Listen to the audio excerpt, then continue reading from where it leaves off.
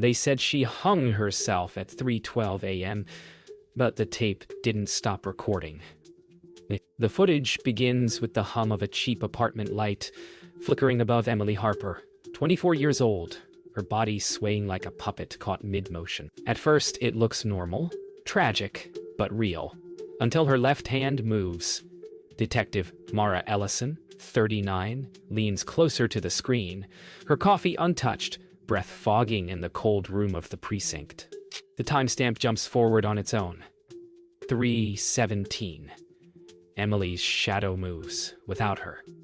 It turns toward the camera, slow, deliberate, almost curious. Ellison freezes the frame, heart pounding. The silence grows unbearable. Then, just before the image cuts to static, Emily's reflection in the window blinks. Once. The detective whispers, "That's impossible. Would you still believe it was suicide after that?" Detective Ellison couldn't sleep that night.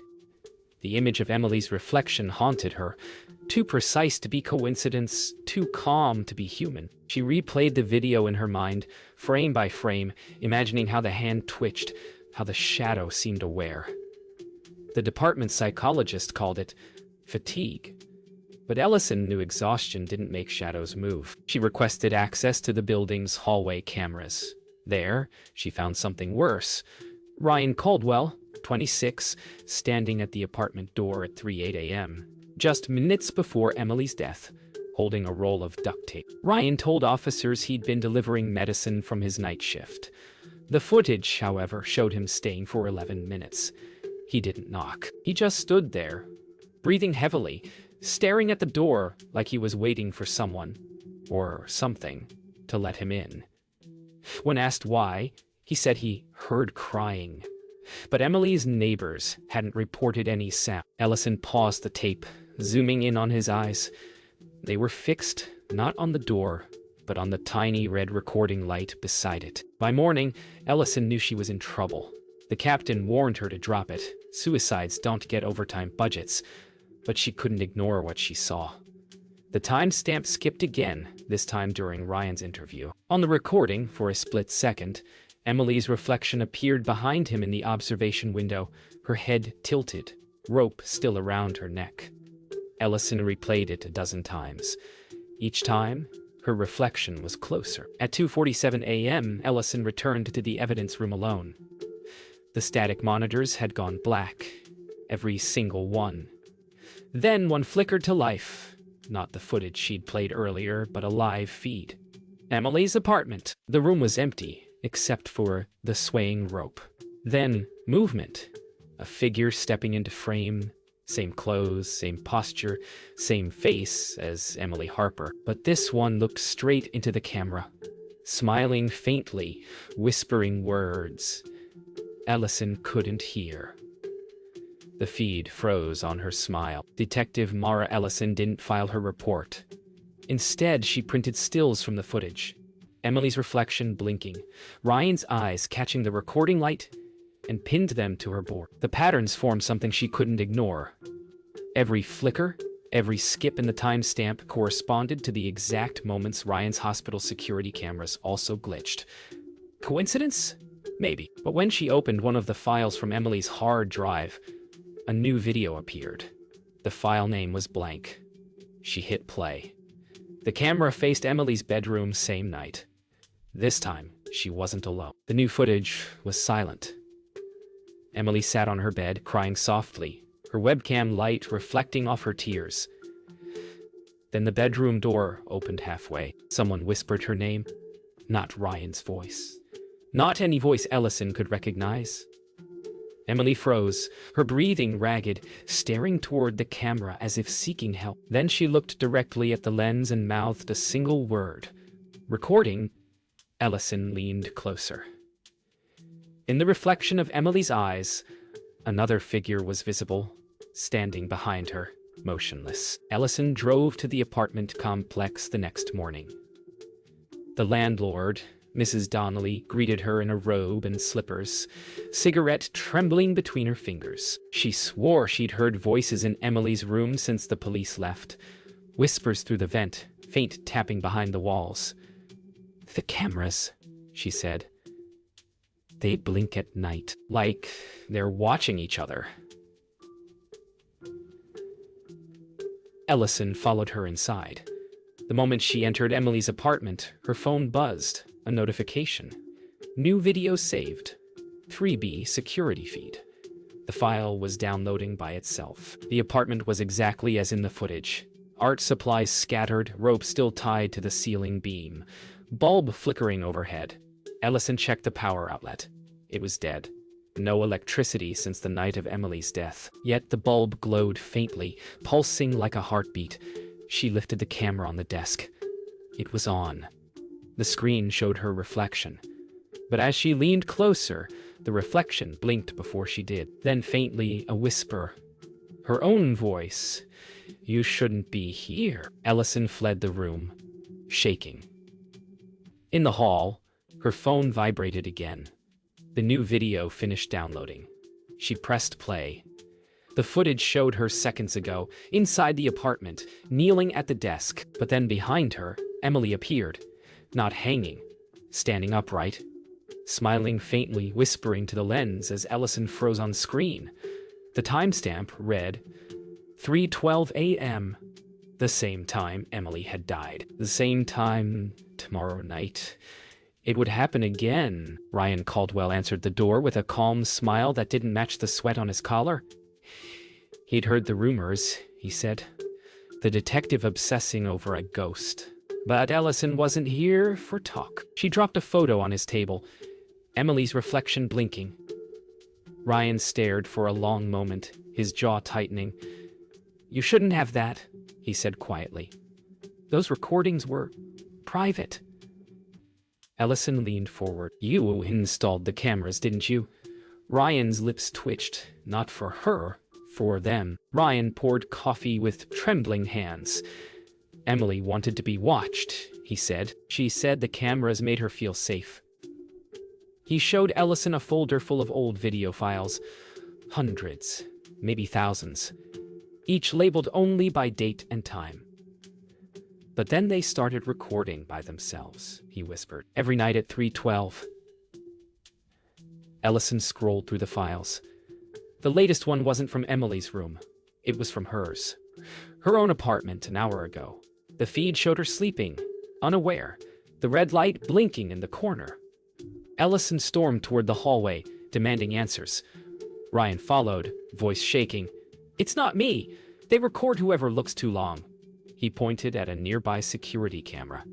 The lens turned slightly on its own, tracking them. Ellison raised her gun. "That camera's unplugged," she muttered. Then, the screen above flickered, displaying live footage of them. But behind them stood a third figure, half in shadow. Ellison turned around. No one there. On the monitor, however, the figure smiled. Ellison disconnected every monitor one by one, yanking cords out of the wall. Still, the feeds stayed on. Emily's face appeared on all of them now, sometimes smiling, sometimes crying, sometimes staring straight ahead. "You can't shut them off," Ryan muttered. "Once they've seen you, you're part of it." He backed away toward the door. The monitors began sensing. Every version of Emily turning her head at once, eyes locking on Ellison's reflection in the glass cabinet. "They only need one more recording," Ryan said softly. "Yours." Ellison pointed her gun at the monitors, fired. Glass shattered. Sparks flew. But the screens didn't die. They multiplied, filling with endless reflections of her own terrified face. Ryan screamed, running for the door, but the hallway lights blinked out, leaving only the red recording light glowing in the dark. A whisper came through the static. "Detective, look!" On the last intact screen, Emily appeared, alive, rope gone, standing behind Ryan. Then his scream cut through the noise, and the feed went black. Detective Mara Ellison walked into the precinct before sunrise, the city outside still wrapped in fog. Every monitor glowed pale blue, each looping security feed, whisper silent. In every screen she passed, her reflection lagged a fraction behind. Coffee untouched, she logged into the evidence system and froze. A new file waited in her folder, labeled in plain text. Mara Ellison, 3:12 a.m. The timestamp matched the moment she'd left Ryan's apartment. But she hadn't uploaded anything, had she? She opened the file. The footage showed her walking down the precinct hallway, coat damp from the rain. Behind her, another figure appeared.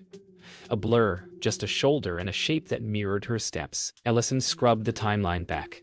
Each time she paused, the shadow came closer until it was standing directly behind her reflection. The screen flickered, and a single phrase appeared in the data overlay. "Don't look back." The evidence room door was unlocked, though she'd sealed it herself. Inside, the shelves hummed softly, every hard drive light blinking in rhythm. The logbook claimed she'd checked out the surveillance backup at 3:12 a.m., signed in her own handwriting. "That's not possible," she whispered. The moment the words left her mouth, a nearby recorder clicked on. Her whisper echoed back through its speaker a split second later, as if the room itself were practicing the line. She followed the hum into the observation chamber. Walls made of one-way mirrors used for interrogations. Only now the mirrors replayed moments from different nights. Emily painting near her window, Ryan installing a camera, Ellison staring at herself through glass. Each reflection moved slightly out of sync, as though rehearsing their own memories. When she raised her hand, her reflection didn't copy the motion. Instead, it pointed toward the ceiling camera and mouthed a word she couldn't hear. Back at her desk, every screen rebooted on its own. A progress bar slid across. Uploading. Mara Ellison the 3:12 a.m. She yanked the cable. Nothing stopped it. The webcam. Light blinked red, then steady. The monitor showed her face framed in darkness, eyes wide with recognition. In the reflection behind her chair, Emily stood, calm, alive, waiting. The progress bar reached 100%. Then the screen turned to black, leaving only Ellison's faint reflection on the glass, smiling back. Morning light spilled through the precinct windows, bleaching every monitor white. Detective Mara Ellison moved from desk to desk, unplugging cables that no longer mattered. The system stayed alive. Each screen displayed a live feed of the city, crosswalks, coffee shops, apartments, and in every one she caught a glimpse of herself. Not the real her, but reflections performing seconds ahead, as if predicting her next move. She realized the footage had gone public. Outside, downtown billboards flickered through static. Every public display, bus stops, ATMs, cafe menus, suddenly shifted to the same frozen image. Her office. A line of text scrolled beneath it, repeating in silent loops. "They're still watching." People on the street stopped to stare. Phones buzzed with alerts showing the same feed. Ellison felt the weight of thousands of unseen lenses turning toward her.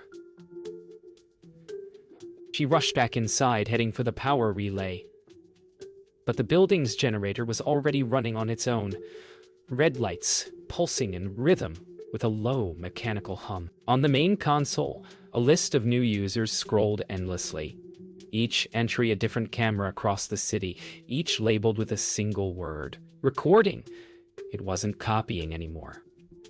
It was expanding. Ellison pulled the circuit breaker. Darkness swallowed the room. For a heartbeat. Silence.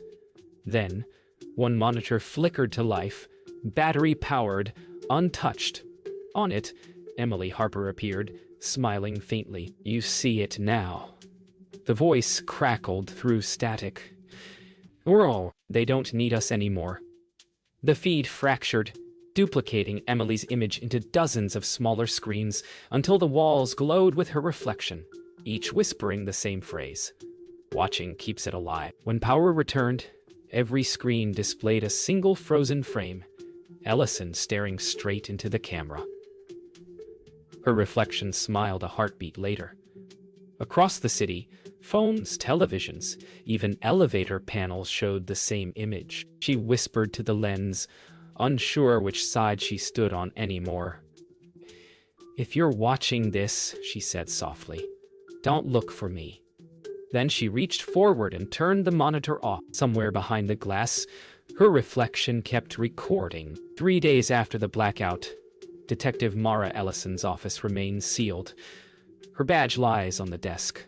Her chair faces the window. Yet every night at 3:12 a.m., a new file appears on the precinct server. Identical in length, never the same image twice. The technicians whisper that the building records itself now. Across town, cafe televisions flicker between news segments and blank screens. Patrons watch as a familiar figure appears for half a second. Ellison, mid-blink, vanishes into static. Some think it's a broadcast glitch. Others record it on their phones. Each recording saves automatically at 3:12 a.m., regardless of the local time. Newsrooms call it the mirror loop. Analysts trace the signal through private security systems, public cameras, even personal devices. Each feed reports the same metadata: origin unknown. A young engineer demonstrates that every time someone replays the clip, a duplicate appears in a new folder, labeled with their device name. The footage, it seems, only needs attention to multiply. That night, city security staff gather around a control wall showing hundreds of feeds. One by one, the cameras catch reflections, lagging a heartbeat behind. An operator laughs nervously until the reflection raises its hand first. The room falls silent. Someone whispers, "It's learning what we'll do next." At 3:12 a.m., a final broadcast ripples through every active screen in the city. Static clears, revealing the empty precinct office once more.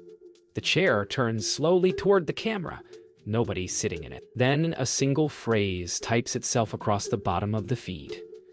Recording continues. The image freezes there, endless, calm, waiting. The city had gone still. For the first time in weeks, the screens were blank. No static, no repeating loops. Power grids hummed quietly under a pale dawn. In the precinct, dust hung in sunlight where monitors once glowed. A lone maintenance technician walked the hallway, keys jangling softly. On the desk sat a single envelope marked Room 3B. He hesitated, glancing at the dead monitors around him, then slid the drive from the envelope into his laptop. The screen filled with ordinary footage.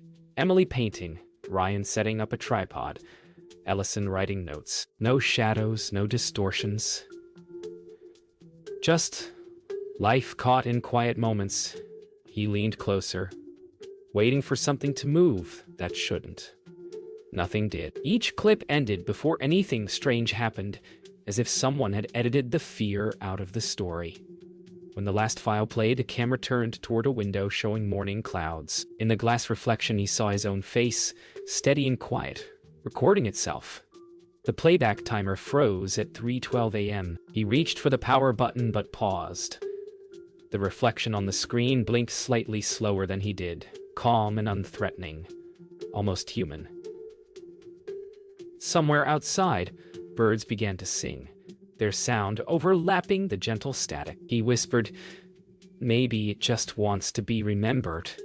Then he closed the laptop. The screen went dark. For a heartbeat, a faint pulse of static shimmered and vanished. Outside, the city lights flickered once more, then settled.